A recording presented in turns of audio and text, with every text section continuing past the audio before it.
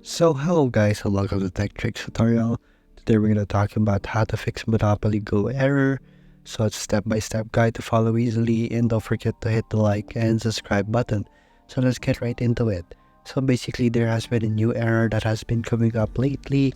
So it has been fixed already. So the issue description will be players are experiencing crashing and an error message while playing the game. So the update for this is the team has successfully fixed the technical issue, and they have sent compensation actually for all players that are experiencing this. Like me, I have received 200 dices a while ago morning for this compensation.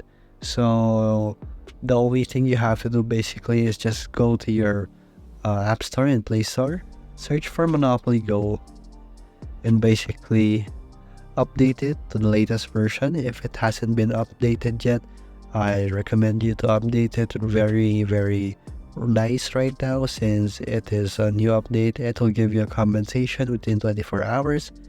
And there you go. Basically, that is how you fix the error here in Monopoly Go. All you have to do is basically update. And thank you for watching this video, and see you again next time.